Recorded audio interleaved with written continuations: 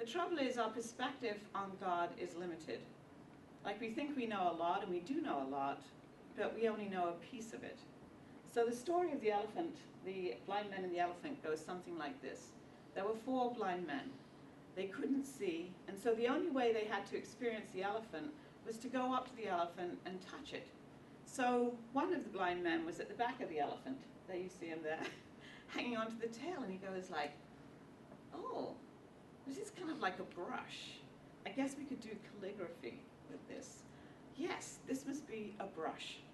And another blind man is like feeling around, and finally he kind of like bumps into one of the elephant's legs.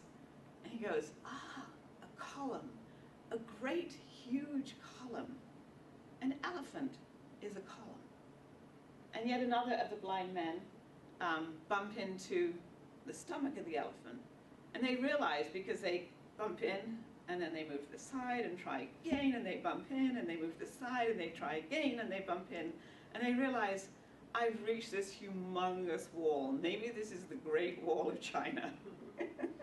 And finally, there's the person at the front of the elephant who feels the elephant's tusks and thinks like, wow, I found a weapon. Now all of these people are experiencing an elephant, and yet they have a totally different perspective on their experience. And I would like to propose that even as we study religion, we have the same problem. Because we bump into God through Christianity and we say, God is like this. Or we bump into God through Islam and we say, no, no, no, no, no, God is like this.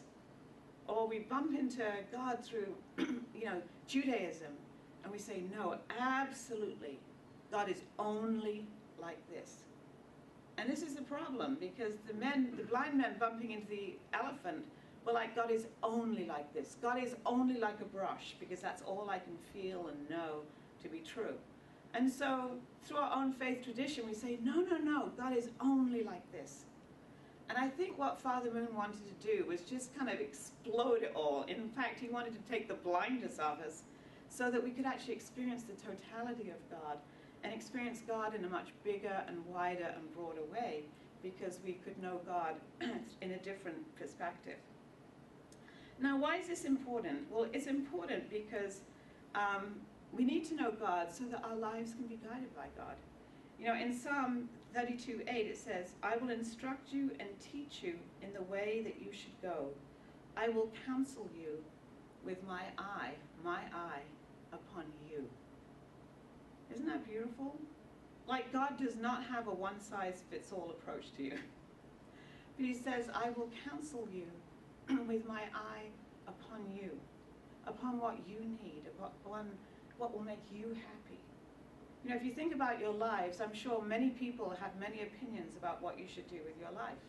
There are lots of young people going off to college. I'm sure some of you had parents who thought you should go and be a doctor, right, or a lawyer. But what did you want to be? A music therapist, right? Or you wanted to, like go into the world of auto mechanics, and then someone's saying to you, no, you absolutely have to go to college. But I love mechanics. I have a mechanical mind. That's how I see and experience the world, and that's what I want to do. I want to just like study everything about mechanics. And so actually God knows each and every one of us, and wants to actually meet the needs of our life. So in order to have a successful and happy life, then we need to know and discover God for ourselves, not as someone else knows him or her, but for ourselves. But the trouble is that many people think, indeed, that they are much smarter than God. But definitely God is not a one-size-fits-all parent. Jesus explained this to his disciples. One time his disciples were talking to him, and he was telling them to go out and bring the good news throughout the world. And they were obviously scared. Have you ever been scared at what is before you? Maybe some of you who are going off to college this week feel a little bit intimidated about what you haven't experienced yet, about what college is going to be like, or maybe you're stepping into the world of work and you want to know what your new job is like, and you're intimidated, you're a little bit afraid. But know that God is with you. And actually God is going to guide you. So Jesus in this passage said to his disciples, don't you know that God's eyes are upon the sparrow? So wouldn't God actually have his eyes also upon you?